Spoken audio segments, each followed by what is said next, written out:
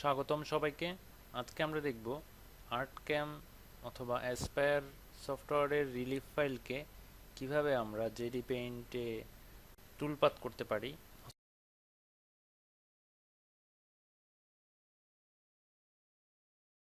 আর্টক্যাম 2009 version 9 অথবা আর্টক্যাম 18 সফটওয়্যারটি open করতে হবে।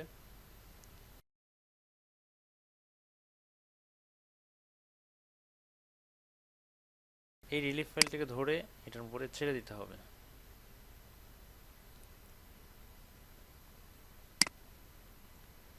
এখন আমরা এখানে ট্রায়াঙ্গেল এবং আর্টক্যাম যদি ভার্সন 9 হয় সেক্ষেত্রে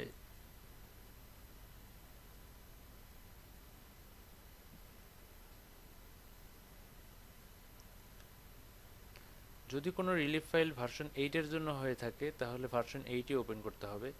সেই রিলিফ ফাইলটি 18 বা 9 চলবে না। এটাকে ধরে এটার উপর ছেড়ে দিলাম। এটার ক্ষেত্রে হচ্ছে এই যে এটা, এখানে আমরা 0098 যে কোনোটা লিখতে পারি। যত ছোট লেখা হবে তত এইচডি হবে। ক্রিয়েট ট্রায়াঙ্গেল, আমরা এটা দেখাচ্ছি এটা থেকে। এখানে করতে হবে, এটাতে ক্লিক করতে হবে। এখানে ক্লিক করার পরে 008 আসলো, এখানে ক্রিয়েট করব আমরা।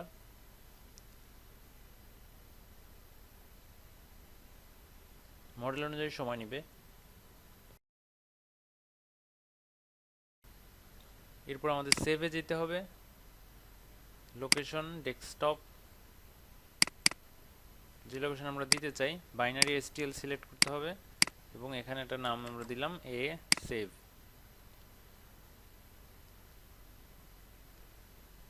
সেভ হয়ে গেল। এখন ওগুলো সব কেটে দিচ্ছি। এই যেখানে এসটিএল একটা ফাইল দেখা যাচ্ছে যেটার সাইজ 107 এমবি। রিলিফ ফাইলটি ছিল 13 এমবি, এটার এসটিএলটা হলো 107 এমবি। এখন আমরা জেডি পেইন্ট ভার্সন 7 ওপেন করব।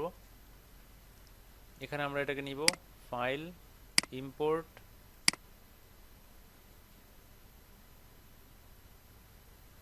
এখানে এসটিএল,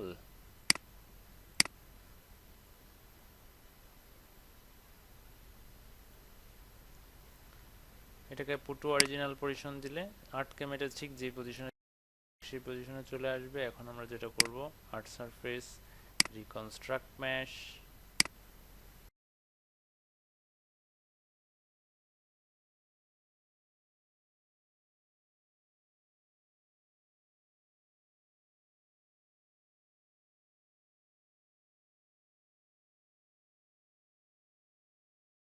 এখন এটাকে সিলেক্ট করতে হবে। তারপরে ভার্চুয়াল রিলিফে আমরা ক্লিক করব। এই যে হয়ে গেল, শিফট বি। এখন আমরা এটাকে ইচ্ছা মতো যা খুশি তাই করতে পারবো, টুলপাত করতে পারবো, হোয়াট এভার। বুম, হয়ে গেল। কাঙ্ক্ষিত মাপে ডিজাইনটাকে আমরা পরিবর্তন করে নিলাম। আবারও দেখে নিই, সিলেক্ট করি, এই তো রাউন্ড শেপ হবে এবং রাউন্ড শেপ থেকে একটা সব দিকে একরকম, যেটা আগে ভিন্ন ছিল। যাই হোক, এখন আমরা কিভাবে টুলপাত করি, মডেলটাকে সিলেক্ট করব, ট্রান্সফর্ম ইসিএস অরিজিন, টুলপাত করার সময় টপ টি। এবার কি করব, সিলেক্ট, মডেলটাকে সুন্দর দেখা যাচ্ছে। আমরা ওয়্যার ফ্রেমে করি তাহলে আমাদের কাজটা দ্রুত হবে। এটা সিলেক্ট করব, ড্রয়িংটা সিলেক্ট করব, শিফট চেপে দুটাকে সিলেক্ট করে নিলাম। টুলপাথ, টেমপ্লেট, ফিনিশ, এটা আমরা টুলপাথ করব bit ball nose 6 milli, 90%, stock close অর্থাৎ বাউন্ডারি দাগ পর্যন্ত হবে। That's all. আর হচ্ছে save height 25, 20, short jump, long jump. ওকে,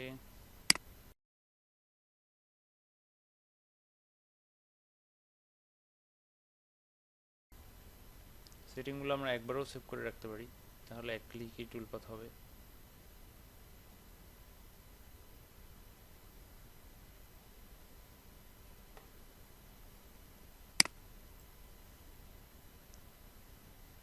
জেডি পেইন্টের টুলপাথের সাইজ আর্টক্যামের টুলপাথের সাইজের থেকে অনেক বড় হয়, কিন্তু মেশিন রান করলে আর্টক্যামের ফাইলের চেয়ে জেডি পেইন্ট ফাইল তাড়াতাড়ি শেষ হয়ে কাজ মেশিন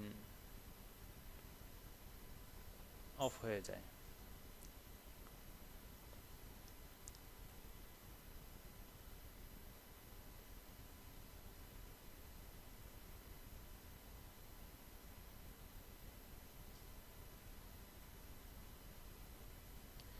এই স্পিডটাকে আমরা আরো বাড়িয়ে নিতে পারি। এই মুহূর্তে এটা আছে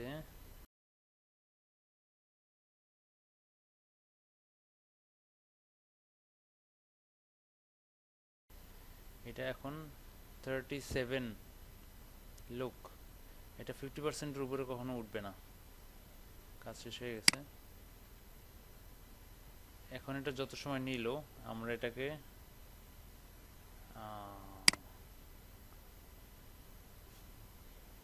ডিলিট করে দিই। এই যে ডিলিট করার জন্য এখানে ডান দিকে ক্লিক করে ডিলিট করে দিতে হবে।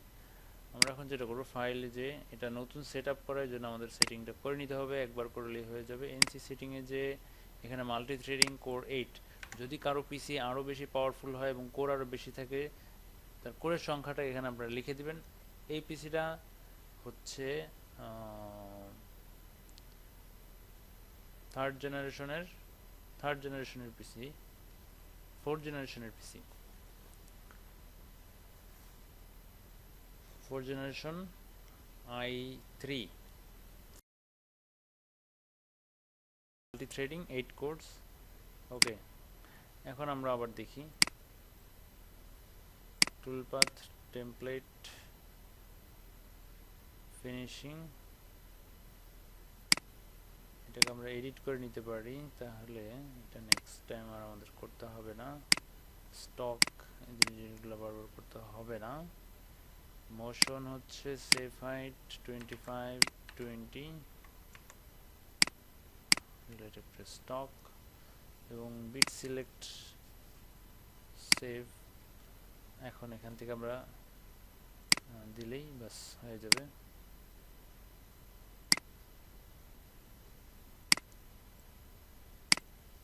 এখন আমরা দেখব এটা কত দ্রুত হয়। এর আগে কত সময় লেগেছিল, এবার অনেক দ্রুত হয়ে যাচ্ছে।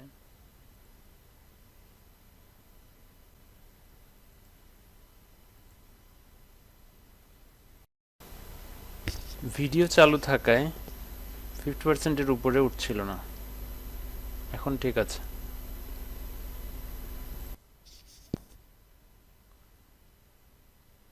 এখন এটাকে আমরা বাইরে নিয়ে আসব, এক্সপোর্ট, যেখানে নিতে চাই, ডেস্কটপ, সেভ। এটাকে আমরা এনসি তে কনভার্ট করব। ওকে, নাম পরিবর্তন করতে পারবো ইচ্ছে মতো।